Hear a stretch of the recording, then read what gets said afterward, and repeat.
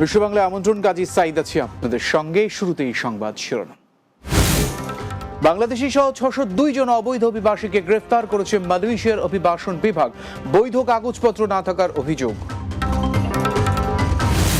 October মাসের প্রথম ৫ দিনে প্রবাসী আয় এসেছে ৫,০৯৬ কোটি টাকা, জানালো বাংলাদেশ ব্যাংক। এবং অভিবাসনের লাগাম টানতে যাচ্ছে অস্ট্রেলিয়ার সরকার, বিদেশি শিক্ষার্থী ভর্তি কোটা নির্ধারণ, বছরে যাবে ২,৭০,০০০।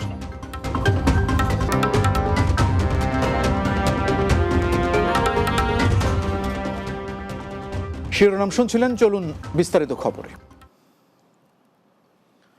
মালয়েশিয়ার বাংলাদেশি সহ ৬০২ জন অবৈধ অভিবাসীকে গ্রেফতার করেছে দেশটির অভিবাসন বিভাগ।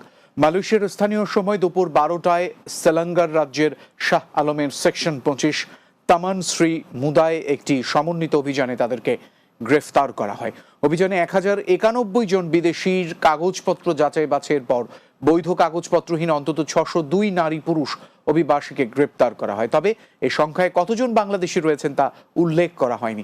গ্রেপ্তারকৃতদের মধ্যে বাংলাদেশি ছাড়াও Indonesia, Myanmar, Nepal, Pakistan, Bharat, Sri Lanka, Philippines এবং আলজেরিয়ার নাগরিক রয়েছেন।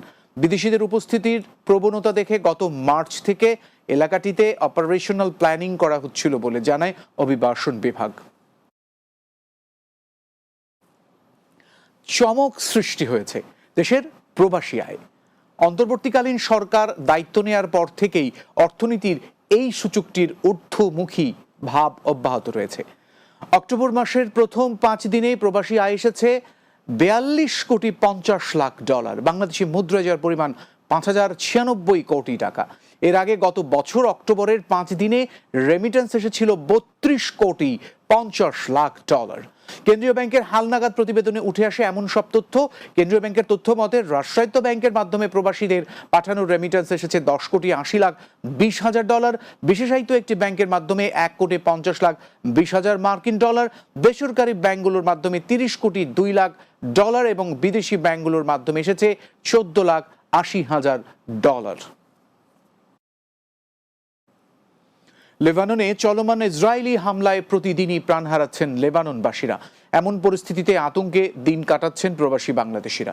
লেবানন থেকে আরো জানাচ্ছেন প্রবাসী সাংবাদিক বাবু সাহা। আমি অবস্থান করছি লেবাননের আল হাদাস এলাকায়, এবং এই এলাকাটি মূলত একটি খ্রিস্টান অধ্যুষিত এলাকা। ঠিক আমার পিছনে যে অঞ্চলটুকু দেখতে পাচ্ছেন সেই অঞ্চলটুকু কিন্তু দায়ী অঞ্চল, এবং এই দায়ী অঞ্চলে ইসরায়েল অনবরত প্রতিদিন হামলা করছে, এবং রাত যত গভীর হয় ততই হামলার তাদের পরিধি বাড়ে।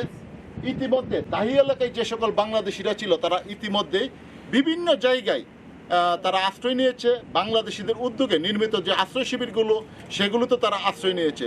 গতকাল ঠিক এই দাহি এলাকায় যে সকল প্রবাসী বাংলাদেশিরা ছিল তারাও কিন্তু গতকালের হামলায় অনেকটা আতঙ্কগ্রস্ত হয়েছে।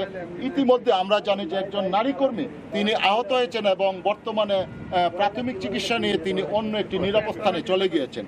তবে লেবাননে ইসরায়েলের যে আক্রমণ সেটির পরিধি কিন্তু আস্তে আস্তে বেড়েই চলছে। যদিও দাহি এবং দক্ষিণাঞ্চল ক্রমাগত তারা সেখানে হামলা করে যাচ্ছে। ইতিমধ্যে বাংলাদেশিরা যারা বিশেষ করে বৈরুতে অবস্থান করছে, অর্থাৎ রাজধানীর আশেপাশে অবস্থান করছে, তারা অনেকটা জীবনযাত্রা সেখানে স্বাভাবিক থাকলেও কিন্তু তাদের মধ্যে এক ধরনের আতঙ্ক বিরাজ করছে। এদিকে লেবাননের এমন দুর্যোগময় মুহূর্তে বাংলাদেশে থাকা তাদের প্রত্যেকটি প্রবাসীর পরিবার তারা কিন্তু গভীর উদ্বেগ এবং উৎকণ্ঠায় তারা দিন কাটাচ্ছে। প্রতিদিনই তারা ফোন করে তাদের আত্মীয় স্বজন খোঁজ খবর নিচ্ছে। বাংলাদেশ কমিউনিটি, বাংলাদেশ দূতাবাস তারা বিভিন্নভাবে প্রবাসীদেরকে, এই সকল ভুক্তভোগী প্রবাসীদেরকে তারা বিভিন্নভাবে সাহায্য সহযোগিতা করে যাচ্ছে।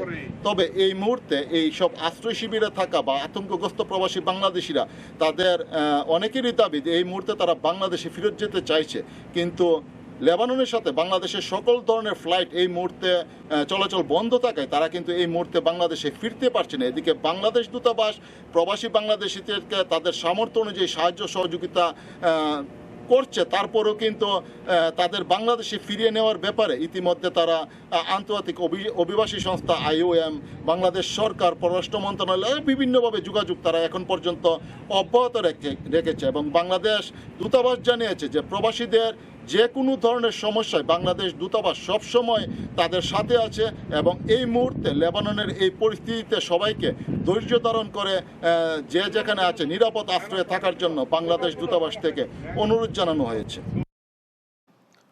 অভিবাসনের লাগাম টানার অংশ হিসেবে বিদেশি শিক্ষার্থী প্রবেশের পথ সীমিত করার সিদ্ধান্ত নিয়েছে অস্ট্রেলিয়া। ফলে 2025 সালে 2,70,000-এর বেশি বিদেশি নাগরিক ভর্তি হতে পারবেন না দেশটিতে। মূলত রেকর্ড পরিমাণ আন্তর্জাতিক শিক্ষার্থীর চাপে বিভিন্ন শহরে বাড়ির ভাড়া বেড়ে যাওয়ার প্রেক্ষিতে এই সিদ্ধান্ত নিয়েছে দেশটির শিক্ষা মন্ত্রণালয়। অস্ট্রেলিয়া থেকে মাসুম বিল্লার উপস্থাপনায় প্রবাসী বাংলার মুখ টকশোতে উঠে আসে এমন সব তথ্য। আরও বিস্তারিত জানাবেন সর্দার রাজীব। আধুনিক সভ্যতায় বিকশিত রাষ্ট্র অস্ট্রেলিয়ায় উচ্চশিক্ষা অর্জনের লক্ষ্যে প্রতিবছর পাড়ি জমান বাংলাদেশ সহ বিভিন্ন দেশের নাগরিকেরা, কিন্তু এখন থেকে সেই পথ কঠিন হয়ে যাচ্ছে এসব শিক্ষার্থীদের। নতুন নিয়মে দেশটির বিশ্ববিদ্যালয়গুলোর জন্য বিদেশি শিক্ষার্থীর সংখ্যা নির্ধারণ করা হয়েছে 1,45,000 আর ভোকেশনাল প্রতিষ্ঠানগুলোতে 95,000। অভিবাসনের ঢল ঠেকাতে এসব পথ বেছে নিয়েছে অস্ট্রেলিয়া সরকার। স্টুডেন্ট যে প্রতি বছর আসতেছে এবং সেক্ষেত্রে কোন ইউনিভার্সিটি কতজন স্টুডেন্ট নিতে পারবে এই ধরনের কোনো বাধ্যবাধকতা ছিল না, কিন্তু 2025 1st ফেব্রুয়ারি থেকে অস্ট্রেলিয়ার গভর্নমেন্ট ইন্ট্রোডিউস করতে যাচ্ছে নতুন রুলস অ্যান্ড রেগুলেশন। এটাকে আমি ক্যাব বলছি। সেখানে প্রত্যেকটা ইউনিভার্সিটি একটা নির্দিষ্ট সংখ্যক তাদের স্টুডেন্ট শুধুমাত্র এনরোলমেন্ট করতে পারবে। আমি শুধু এখানে ইন্টারন্যাশনাল স্টুডেন্টের কথা বলছি, এবং সেই নির্দিষ্ট সংখ্যক স্টুডেন্ট আসলে কারা হবে, কোন ইউনিভার্সিটি কত ভর্তি করাতে পারবে সেটা নির্ধারণ করে দেবে অস্ট্রেলিয়ার গভর্নমেন্ট। এদিকে নতুন সিদ্ধান্তের ফলে বাংলাদেশি শিক্ষার্থীদের ভিসা পাওয়ার ক্ষেত্রেও পড়েনি বিরূপ প্রভাব। তবে সুনির্দিষ্ট পথ অনুসরণ করে শিক্ষা প্রতিষ্ঠানগুলোতে আবেদনের পরামর্শ দিয়েছেন শিক্ষা সংশ্লিষ্ট এই প্রবাসী। বাংলাদেশি স্টুডেন্ট যারা যে জায়গায় সবচেয়ে ভুল করে তারা এখানে আপনি খুব পয়েন্ট নিতে পারেন। সেটি হচ্ছে তারা সবচেয়ে ভুল করে হচ্ছে তারা অনেকেই স্কলারশিপ খোঁজে। আপনি জানেন অস্ট্রেলিয়াতে ব্যাচেলর কিংবা মাস্টার্স স্কলারশিপ নরমালি থাকে না, ওয়েবার থাকে 10%, 20%, 25%। কিন্তু স্কলারশিপ খুঁজতে গিয়ে তারা 1 বছর 2 বছর অলরেডি তারা পাস করে ফেলে। তো সুতরাং স্টাডি গ্যাপের কারণে অনেকে আবার ভর্তি হতে পারে না। প্লাস হচ্ছে তার জীবন থেকে অলরেডি তার সাথে যে ছেলেটা আগে আসছে 3 বছর আগে সে অলরেডি পিআর পেয়ে গেছে, এবং সে আর আমাদের স্টুডেন্টরা হয়তো দেখা যাচ্ছে এখনো পর্যন্ত অ্যাডমিশন নিতে পারে না। এটা সবার জন্য ঘটে না, but most of the student এভাবে চিন্তা করতে গিয়ে তারা পিছিয়ে। 2022-23 অর্থ বছরে শিক্ষা খাত থেকে অস্ট্রেলিয়া সরকার আয় করেছে প্রায় 25 বিলিয়ন মার্কিন ডলার। ফলে বিদেশি শিক্ষার্থীর সংখ্যা কমলে দেশটির অর্থনীতিতেও প্রভাব পড়ার শঙ্কা করছেন সংশ্লিষ্টরা। এই ক্ষেত্রে অনেক বেশি আরো দৃষ্টি দিবে এবং আমরা Sardar Rajib, Bangla TV news desk. বিশ্ব বাংলায় বিরতি নিচ্ছে, এরপর আরো যা থাকবে। লটারি জিতে 66 কোটি টাকা পেয়েছেন আরব আমিরাতের প্রবাসী 11 বাংলাদেশি। সামাজিক ও মানবিক কাজ করার প্রত্যয়।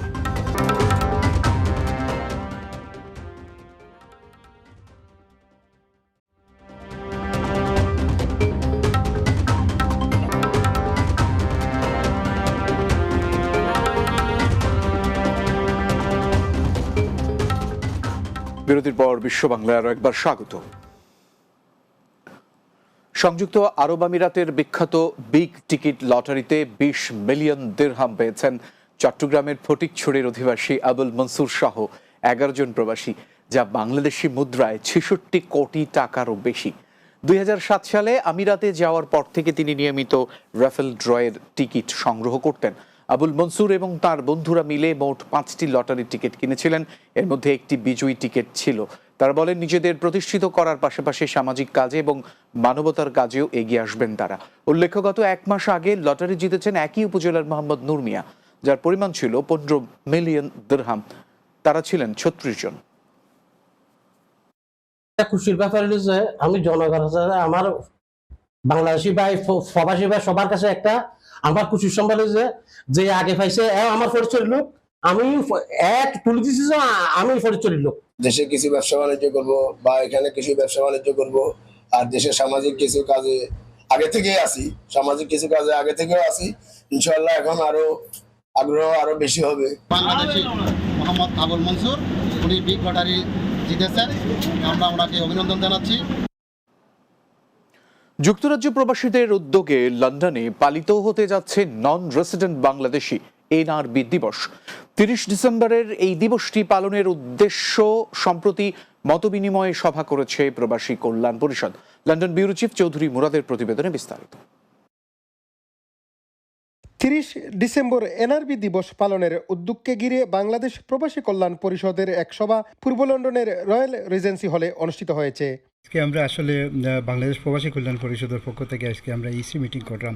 ইসি মিটিংয়ের মূল উদ্দেশ্য আমরা যে 30th of ডিসেম্বর আমরা এনআরবি ডে পালন করতাম। আমরা প্রত্যেক বছরও আমরা পালন করিয়ে থাকি। এটা সরকারিভাবে ডিক্লেয়ার একটা ডে।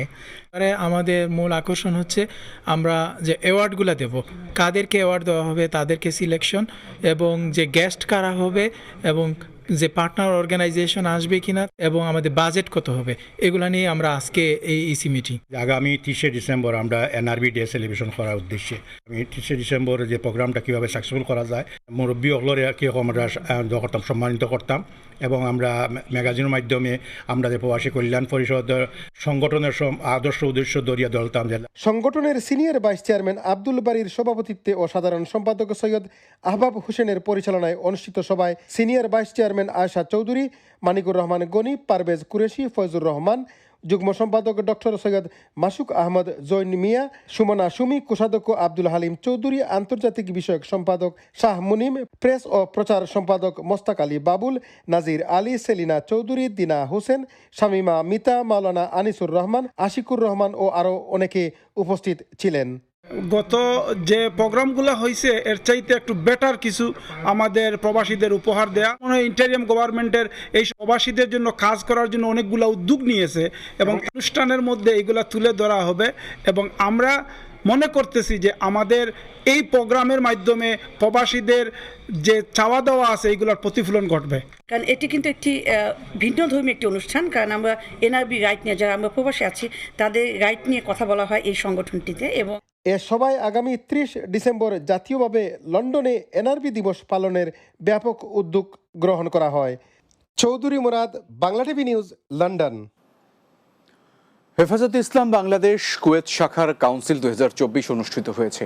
কুয়েত প্রতিনিধি আহদ জুবেদ জানিয়েছেন, কুয়েত সিটির রাজবাড়ী হোটেলে সংগঠনটির কেন্দ্রীয় নেতা শেখ হুসাইন মোহাম্মদ শাহজাহানের সভাপতিত্বে অনুষ্ঠান শুরু হয়। শেখ জাফর বিন মুসার পরিচালনায় ভার্চুয়ালি প্রধান অতিথির বক্তব্য রাখেন কেন্দ্রীয় হেফাজতে ইসলামের যুগ্ম মহাসচিব মাওলানা আজিজুল হক ইসলামী বাদী। বিশেষ অতিথি ছিলেন কুয়েত ধর্ম মন্ত্রণালয়ে এর ইমাম শেখ আবদুল্লাহ আল হারুন, আহমদ হুসাইন, হাফিজ মাওলানা নুরুল আমিন, শেখ আব্দুর রহমান জামি, ওসমান রকিব, কাজী মোহাম্মদ ইকবাল, শেখ আব্দুল কাদের, শেখ আইয়ুব ও নাসির উদ্দিন খোকন সহ আরও অনেকে। পরে কাউন্সিলের শেখ হুসাইন মোহাম্মদ শাহজাহানকে সভাপতি ও শেখ হাফিজ আইয়ুবকে সাধারণ সম্পাদক করে 75 সদস্য বিশিষ্ট কমিটি ঘোষণা করা হয়। সুনামগঞ্জ 3 আসনে সাবেক সংসদ সদস্য, সাবেক পরিকল্পনা মন্ত্রী এম মান্নানকে গ্রেপ্তারের প্রতিবাদে স্পেনে প্রতিবাদ সভা অনুষ্ঠিত হয়েছে। স্পেন প্রতিনিধি লোকমান হোসেন জানিয়েছেন, এম মান্নান মুক্তি পরিষদের স্পেন শাখার উদ্যোগে মাদ্রিদের বাঙালি অধ্যুষিত লাভা পিএস এলাকায় একটি রেস্তোরাঁয় এই সভা অনুষ্ঠিত হয়। স্পেন আওয়ামী লীগের সিনিয়র সহসভাপতি আব্দুল কাইয়ুম সেলিমের সভাপতিত্বে অনুষ্ঠান পরিচালনা করেন এম মান্নান মুক্তি পরিষদের আহ্বায়ক HM দবির তালুকদার।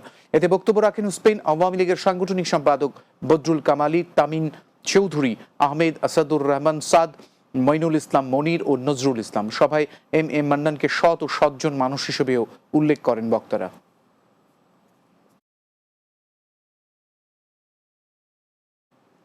বিশ্ব বাংলা শেষ করব, তার আগে এক নজরে সবগুলো শিরোনাম জানাবো। বাংলাদেশি সহ 602 জন অবৈধ অভিবাসীকে গ্রেপ্তার করেছে মালয়েশিয়ার অভিবাসন বিভাগ, বৈধ কাগজপত্র না থাকার অভিযোগ। অক্টোবর মাসের প্রথম 5 দিনে প্রবাসী আয় এসেছে 5096 কোটি টাকা, জানালো বাংলাদেশ ব্যাংক। অভিবাসনে লাগাম টানতে যাচ্ছে অস্ট্রেলিয়ার সরকার, বিদেশি শিক্ষার্থী ভর্তি কোটার নির্ধারণ, বছরে যাবে 2,70,000। এবং লটারি জিতে 66 কোটি টাকা পেয়েছেন আরব আমিরাত প্রবাসী 11 বাংলাদেশি, সামাজিক ও মানবিক কাজ করার প্রত্যয়।